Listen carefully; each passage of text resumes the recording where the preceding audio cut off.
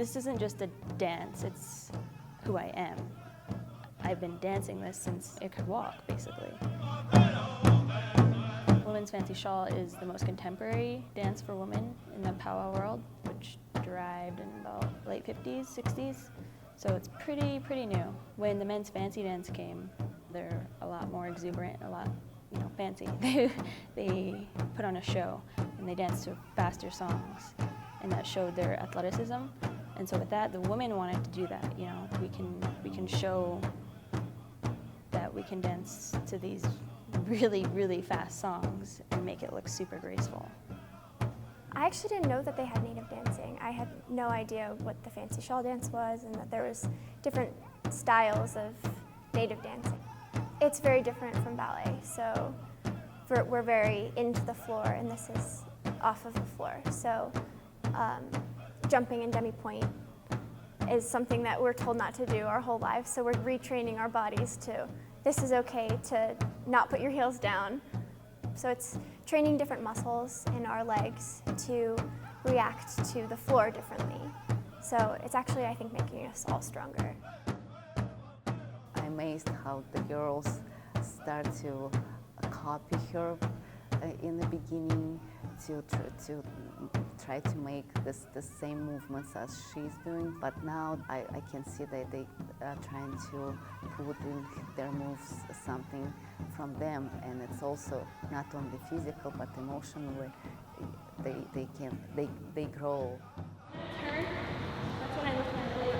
This is a learning experience for me as well. I've never taught non-natives how to dance.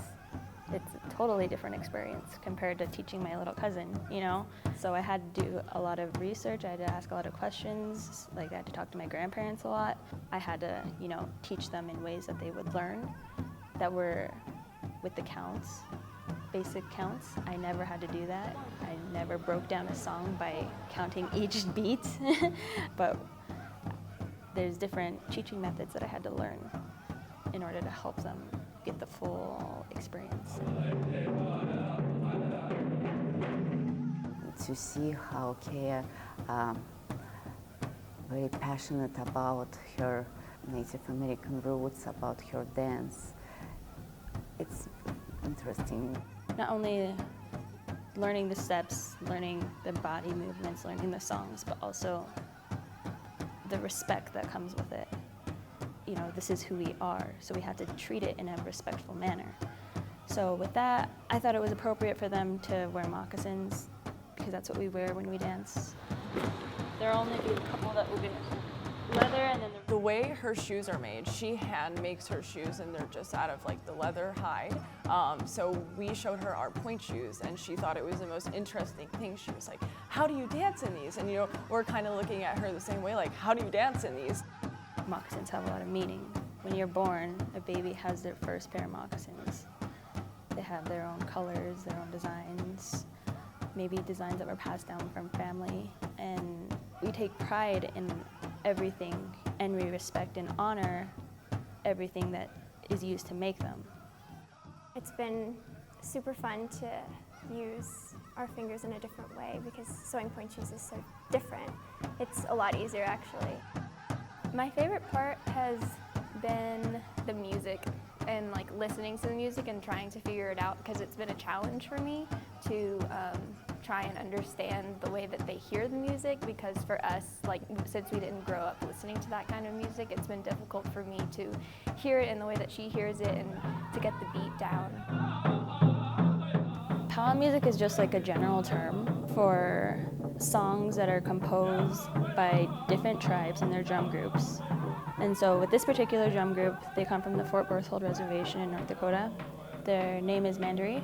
They're the Mandaree Singers. They're really well-known drum group across Indian country. They're generational singers. So what that means is those songs have been passed down through generations. There's levels of good music even in Indian country. So I just wanted to show some of the best that's out there. It's very exciting to see the process and see all of us develop a newfound respect for each other's art. Coming here and getting to know the girls and know what they go through, it's it's not very different compared to what I have to go through, you know. We're artists and we have to train really hard because we love what we do. 1, 2, 3, 4, 5, 6, 7.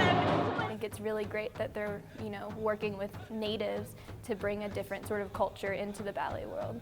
I'm honored to represent, you know, myself, my family, my tribes, my community, where I've grown up. You know, I'm proud to represent women. I think it's a good thing what the Colorado Ballet is doing with this.